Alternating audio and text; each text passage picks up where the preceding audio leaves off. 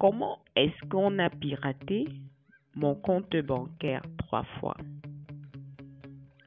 En fait, la carte bancaire qui en principe a été créée pour faciliter nos opérations bancaires a été ces dernières années plutôt comme un problème pour nos comptes.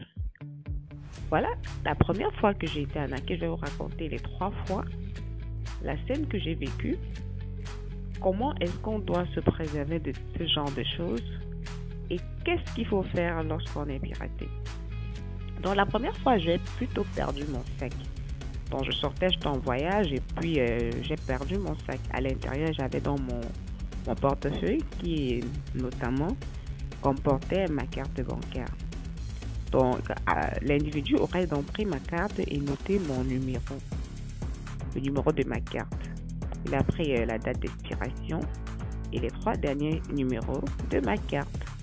Il sera allé donc sur les sites pas protégés, les sites qui ne demandent pas souvent la validation par le propriétaire de la carte. Il a fait des achats sur mon compte. Donc j'ai reçu une notification de la banque qui me disait voilà, votre compte, votre solde a changé. Donc le lendemain, je suis allée donc vérifier et effectivement, il y avait eu des mouvements sur mon compte. La deuxième fois, je suis entrée dans mon mail et j'ai trouvé un courrier. C'était dans ma banque qui m'avait écrit.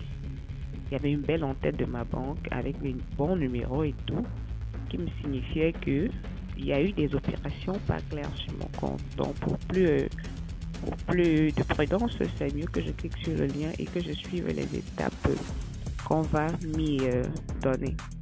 Donc c'est comme ça que j'ai cliqué sur le lien et tout, contente de voir que la banque me signale lorsqu'il y a un problème sur mon compte. Je ne savais pas que c'est ce lien-là qui devait donc prendre mes coordonnées. Bon, en cliquant dessus, c'était un lien, j'ai pas fait attention, je n'ai pas regardé, j'ai pas vérifié le lien, s'il avait les insignes qu'il fallait. Parce qu'il y a certains insignes qu'on doit regarder lorsqu'on clique sur un lien.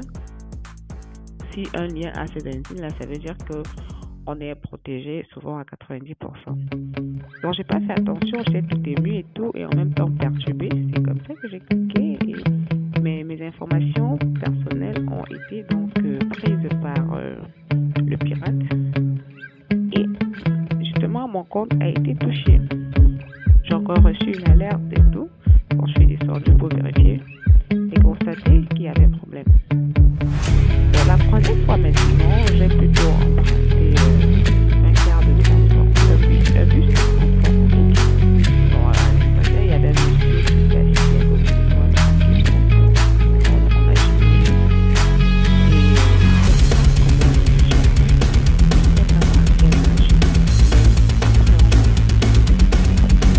c'est pour moi parce que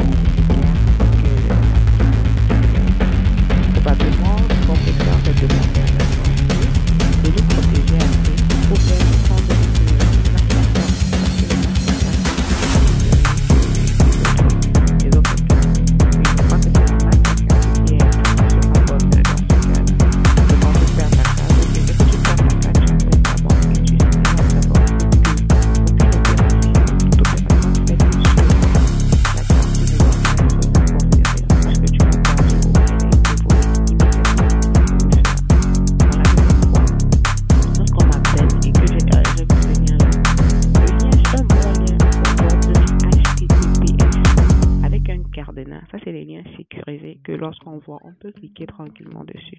C'est pas parce qu'on t'envoie un courrier avec le logo de ta banque, tous les bons numéros et tout, que ça veut dire qu'on est en sécurité. L'autre fois, même le monsieur m'a appelé avec un bon numéro de la banque, effectivement. J'ai décroché, il m'a raconté des histoires comme quoi, en fait c'était pour avoir mes informations, mais cette fois-là j'étais déjà un peu plus prudente. C'est-à-dire que quand on vous appelle avec le numéro de votre banque, la première chose à faire pour être sûr que c'est la banque, c'est de raccrocher et rappeler le même numéro. Lorsqu'on raccroche, on rappelle le même numéro, il y a de fortes chances que c'est la banque que ça passe. Parce qu'on peut émettre un appel à distance à partir d'un numéro pour t'avoir.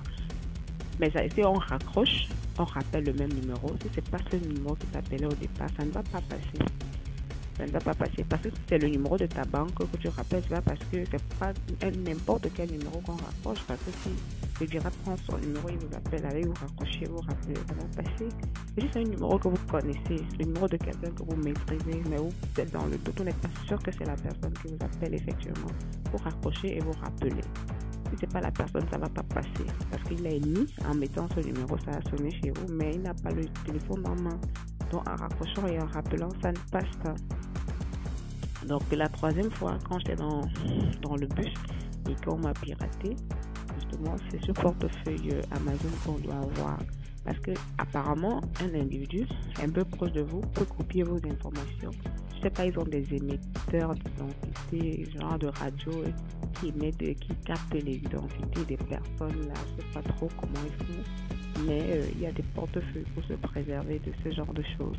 Il paraît également que lorsqu'on est déjà dans le distributeur, lorsqu'on vole ta carte bancaire dans le distributeur, les pirates auraient ils ont certains appareils qui permettent de convertir le mot de passe en un code PIN.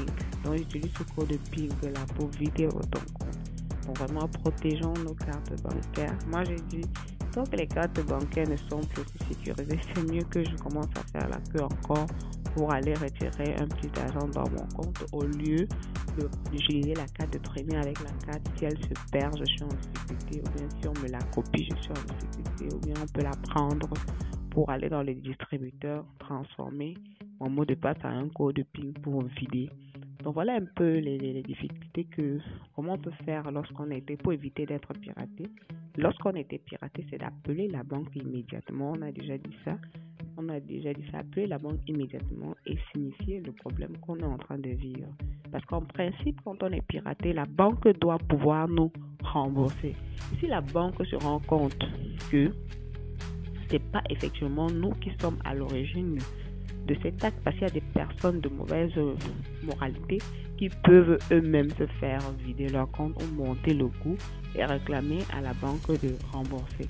Donc si la banque a tous les éléments qui prouvent que nous ne sommes pas nous-mêmes à l'origine de cet acte-là, bon, en principe, elle doit nous rembourser tout l'argent ou une partie. Bon, maintenant, c'est comment est-ce que ces enquêteurs, ces enquêtes vont se passer et comment est-ce que nous allons lui présenter la situation.